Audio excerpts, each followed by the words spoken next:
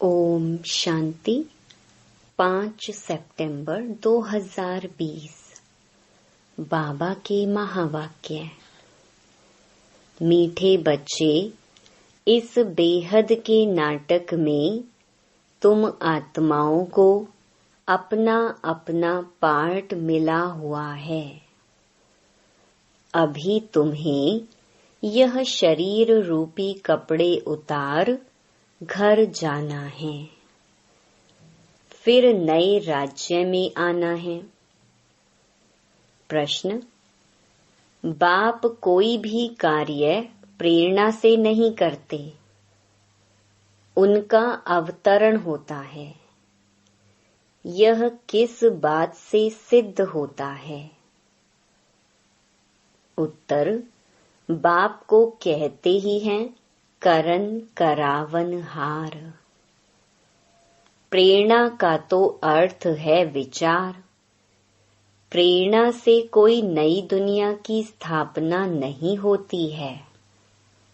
बाप बच्चों से स्थापना कराते हैं। कर्मेंद्रियों बिगर तो कुछ भी करा नहीं सकते। इसलिए उन्हें शरीर का आधार लेना होता है।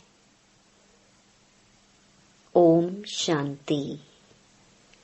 रूहानी बच्चे रूहानी बाप के सामने बैठे हैं। गोया आत्माएं अपने बाप के सम्मुख बैठी हैं। आत्मा जरूर जिस्म के साथ ही बैठेगी। बाप भी जब जिस्म लेते हैं तब ही सम्मुख होते हैं। इसको ही कहा जाता है आत्मा परमात्मा अलग रहे बहुकाल। तुम बच्चे समझते हो, ऊंचते ऊंच बाप को ही ईश्वर, प्रभु, परमात्मा भिन्न नाम दिए हैं। परम पिता कभी लौकिक बाप को नहीं कहा जाता है। सिर्फ परम पिता लिखा तो भी हर्जा नहीं है। परम पिता अर्थात वह सभी का पिता है एक। बच्चे जानते हैं हम परम पिता के साथ बैठे हैं। परम पिता परमात्मा और हम आत्माएं शांति धाम के रहने वाले हैं। यहाँ पार्ट बजाने आते हैं। सतयुग से लेकर कलयुग अंत तक पार्ट बजाया है।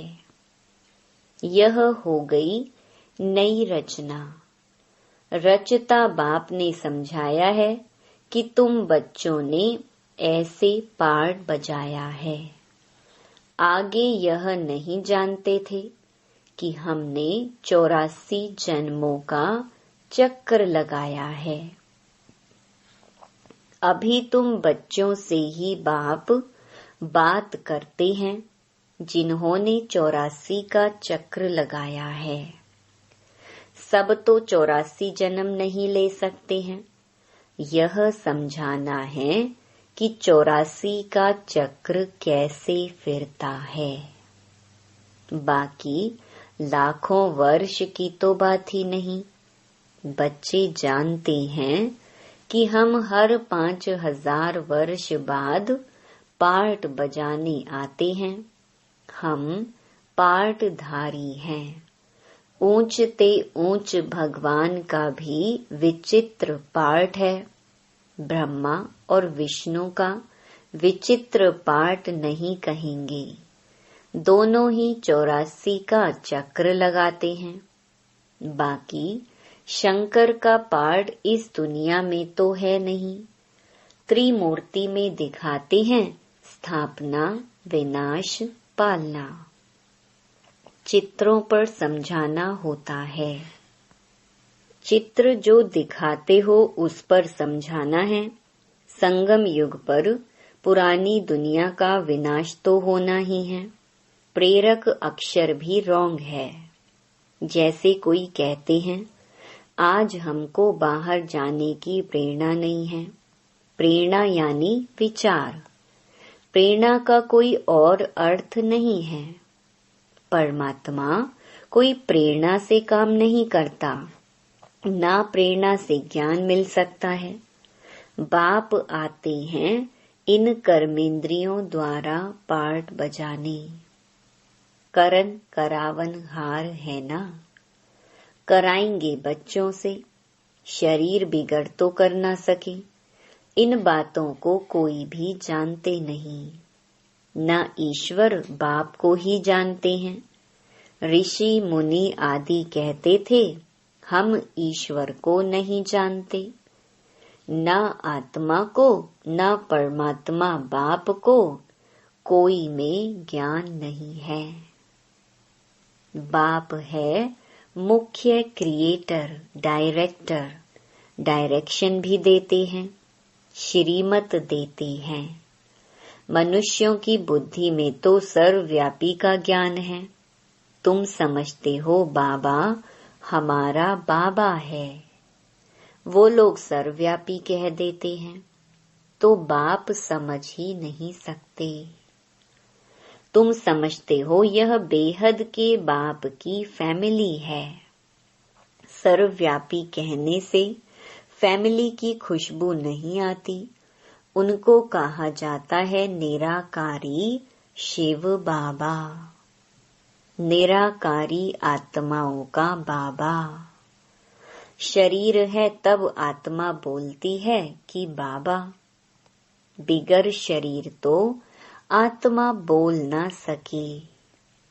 भक्ति मार्ग में बुलाते आए हैं, समझते हैं वह बाबा दुख हरता सुख करता है।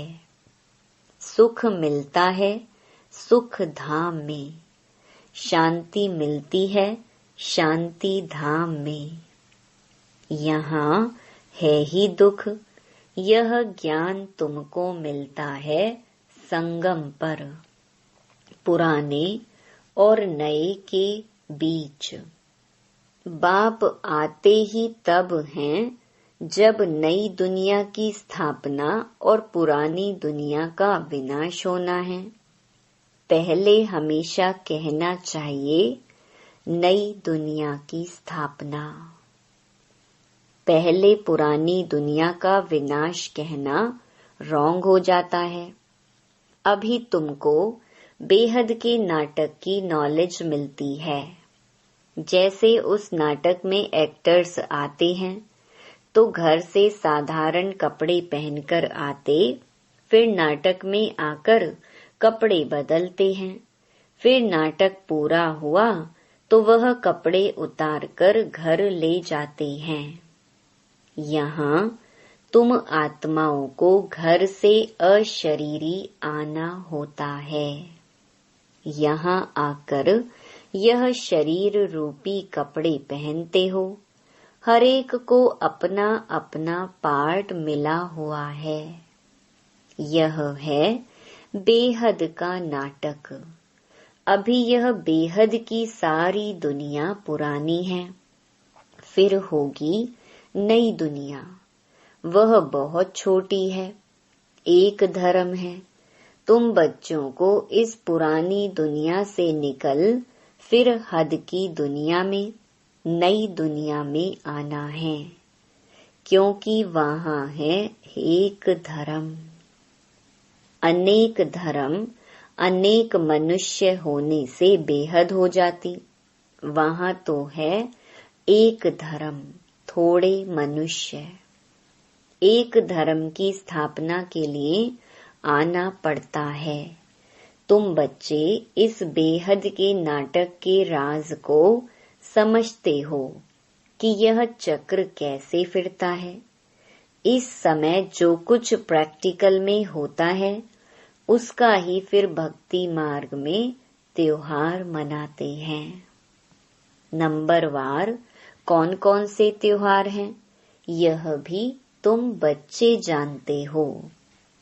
ऊंच ते ऊंच भगवान शिव बाबा की जयंती कहेंगे। वह जब आए तब फिर और त्योहार बने। शिव बाबा पहले पहले आकर गीता सुनाते हैं, अर्थात आदि मध्य अंत का ज्ञान सुनाते हैं, योग भी सिखाते हैं, साथ साथ तुमको पढ़ाते भी हैं। तो पहले पहले बाप आया, शिव जयंती हुई, फिर कहेंगे गीता जयंती। आत्माओं को ज्ञान सुनाते हैं तो गीता जयंती हो गई। तुम बच्चे विचार कर त्योहारों को नंबरवार लिखो। इन बातों को समझेंगे भी अपने धर्म के। हरेक को अपना धर्म प्यारा लगता है, दूसरे धर्म वालों की बात ही नहीं। भल किसको दूसरा धर्म प्यारा हो भी, परंतु उसमें आ न सकी। स्वर्ग में और धर्म वाले थोड़ी आ सकते हैं, झाड़ में बिल्कुल साफ है। जो जो धर्म जिस समय आते हैं, फिर उस समय आएंगे। पहले बाप आते हैं, वही आकर राजयोग सिखलाते हैं, तो कहेंगे शिव जयंती, सो फिर गीता जयंती, फिर नारायण जयंती। वह तो हो जाता सतयुग, वो भी लिखना पड़े नंबरवार। यह ज्ञान की बातें हैं। शिव जयंती कब हुई वह भी पता नहीं है। ज्ञान सुनाया जिसको गीता कहा जाता है, फिर विनाश भी होता है। जगत अम्बा आदि की जयंती का कोई हॉलिडे नहीं है। मनुष्य किसी की भी तिथि तारीख आदि को बिल्कुल नहीं जानते हैं। लक्ष्मी नारायण राम सीता के राज्य को ही नहीं जानते। 2500 वर्ष में जो आए हैं उनको जानते हैं, परंतु उनसे पहले जो आदि सनातन देवी देवता थे, उनको कितना समय हुआ कुछ नहीं जानते। 5000 वर्ष से बड़ा कल्प तो हो न सके। आधा तरफ तो ढेर संख्या आ गई, बाकी आधा में इनका राज्य है। फिर जास्ती वर्षों का कल्प हो कैसे सकता? 84 लाख जन्म भी नहीं हो सकते। वो लोग समझते हैं कलयुग की आयु लाखों वर्ष है। मनुष्यों को अंधियारे में डाल दिया है। कहाँ सारा ड्रामा 5000 वर्ष का, कहाँ सिर्फ कलयुग के लिए कहते कि अभी 40,000 वर्ष शेष हैं। जब लड़ाई लगती है तो समझते हैं भगवान को आना चाहिए, लेकिन भगवान को तो आना चाहिए संगम पर। महाभारत लड़ाई तो लगती ही है संगम पर। बाप कहते हैं मैं भी कल्प कल्प संगम युग पर आता हूँ। बाप आएंगे नई दुनिया की स्थापना, पुरानी दुनिया का विनाश कराने। नई दुनिया की स्थापना होगी तो पुरानी दुनिया का विनाश जरूर होगा। इसके लिए यह लड़ाई है। इसमें शंकर के प्रेरणा आदि की तो कोई बात नहीं। अंडरस्टूड, पुरानी दुनिया खलास हो जाएगी। मकान आदि तो अर्थक्वेक में सब खलास हो जाएंगे, क्योंकि नई दुनिया चाहिए। नई दुनिया थी जरूर। दहली परिस्तान थी, जमुना का कंठा था, लक्ष्मी नारायण का राज्य था। चित्र भी हैं।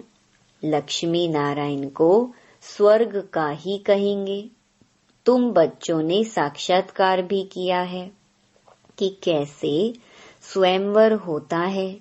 यह सब पॉइंट्स बाबा रिवाइज कराते हैं। अच्छा, पॉइंट्स याद नहीं पड़ती हैं तो बाबा को याद करो। बाप भूल जाता है तो टीचर को याद करो। टीचर जो सिखलाते हैं वह भी जरूर याद आएगा ना। टीचर भी याद रहेगा नॉलेज भी याद रहेगी। उद्देश्य भी बुद्धि में है, याद रखना ही पड़े, क्योंकि तुम्हारी स्टूडेंट लाइफ है ना। यह भी जानते हो, जो हमको पढ़ाते हैं वह हमारा बाप भी है। लौकिक बाप कोई गुम नहीं हो जाता है। लौकिक, पारलौकिक और फिर यह है अलौकिक। इनको कोई याद नहीं करते। लौकिक बाप से तो वर्षा मिलता है, अंत तक याद रहती है। शरीर छोड़ा फिर दूसरा बाप मिलता है। जन्म बाई जन्म लौकिक बाप मिलते हैं। पारलौकिक बाप को भी दुख व सुख में याद करते हैं। बच्चा मिला तो कहेंगे ईश्वर ने बच्चा दिया। बाकी प्रजापिता ब्रह्मा को क्यों याद करेंगे? इनसे कुछ मिलता थोड़ी है। इनको अलौकिक कहा जाता है। तुम जानते हो, हम ब्रह्मा द्वारा शिव बाबा से वर्षा ले रहे हैं। जैसे हम पढ़ते हैं, यह रथ भी निमित्त बना हुआ है। बहुत जन्मों के अंत में इनका शरीर ही रथ बना है। रथ का नाम तो रखना पड़ता है ना। यह है बेहद का सन्यास। रथ कायम ही रहता है, बाकी का ठिकाना नहीं है। चलते चलते फिर भागंती हो जाते। यह रथ तो मुकर्रर है ड्रामा अनुसार। इनको कहा जाता है भाग्यशाली रथ। तुम सबको भाग्यशाली रथ नहीं कहेंगे। भाग्यशाली रथ एक माना जाता है, जिसमें बाप आकर ज्ञान देते हैं, स्थापना का कार्य कराते हैं। तुम भाग्यशाली रथ नहीं ठहरे। तुम्हारी आत्मा इस रथ में बैठ पड़ती है। आत्मा पवित्र बन जाती, इसलिए बलिहारी इस तन की है जो इसमें बैठ पढ़ाते हैं। यह अंतिम जन्म बहुत वैल्यूबल है। फिर शरीर बदल हम देवता बन जाएंगे। इस पुराने शरीर द्वारा ही तुम शिक्षा पाते हो, शिव बाबा के बनते हो। तुम जानते हो, हमारी पहली जीवन वर्थ नॉट अ पेनी थी, अब पाउंड बन रही है। जितना पढ़ेंगे उतना ऊंच पद पाएंगे। बाप ने समझाया है, याद की यात्रा है मुख्य। इनको ही भारत का प्राचीन योग कहते हैं, जिससे तुम पतित से पावन बनते हो। स्वर्गवासी तो सब बनते हैं, फिर है पढ़ाई पर मदार। तुम बेहद के स्कूल में बैठे हो, तुम ही फिर देवता बनेंगे। तुम समझ सकते हो ऊंच पद कौन पा सकते हैं। उनकी क्वालिफिकेशन क्या होनी चाहिए? पहले हमारे में भी क्वालिफिकेशन नहीं थी, आसुरी मत पर थे। अब ईश्वरीय मत मिलती है। आसुरी मत से हम उतरती कला में जाते हैं। ईश्वरीय मत से चढ़ती कला में जाते हैं। ईश्वरीय मत देने वाला एक है, आसुरी मत देने वाले अनेक हैं। माँ बाप, भाई बहन, टीचर, गुरु, कितनों की मत मिलती है। अभी तुमको एक की मत मिलती है, जो 21 जन्म काम आती है। तो ऐसे श्रीमत पर चलना चाहिए ना। जितना चलेंगे उतना श्रेष्ठ पद पाएंगे। कम चलेंगे तो कम पद। श्रीमत है ही भगवान की। ऊंच ते ऊंच भगवान ही हैं जिसने कृष्ण को ऊंच ते ऊंच बनाया, फिर नीच ते नीच रावण ने बनाया। बाप गोरा बनाते, फिर रावण सांवरा बनाते। बाप वर्षा देते हैं, वह तो है ही वाइसलेस। देवताओं की महिमा गाते हैं, सर्वगुण संपन्न संपूर्ण निर्विकारी। सन्यासियों को संपूर्ण निर्विकारी नहीं कहेंगे। सतयुग में आत्मा और शरीर दोनों पवित्र होते हैं। देवताओं को सब जानते हैं, वो संपूर्ण निर्विकारी होने के कारण संपूर्ण विश्व के मालिक बनते हैं। अभी नहीं है, फिर तुम बनते हो। बाप भी संगम युग पर ही आते हैं। ब्रह्मा के द्वारा ब्राह्मण, ब्रह्मा के बच्चे तो तुम सब ठहरे। वह है ग्रेट ग्रेट ग्रैंडफादर। बोलो, प्रजापिता ब्रह्मा का नाम नहीं सुना है? परम पिता परमात्मा ब्रह्मा द्वारा ही सृष्टि रचेंगे ना। ब्राह्मण कुल है, ब्रह्मा मुख वंशावली भाई बहन हो गए। यहाँ राजा रानी की बात नहीं। यह ब्राह्मण कुल तो संगम का थोड़ा समय चलता है। राजाई ना पांडवों की है, न कौरवों की। अच्छा, मीठे मीठे सिकिलधे बच्चों प्रति मात पिता बाप दादा का याद प्यार और गुड मॉर्निंग। रूहानी बाप की रूहानी बच्चों को नमस्ते। धारणा के लिए मुख्य सार।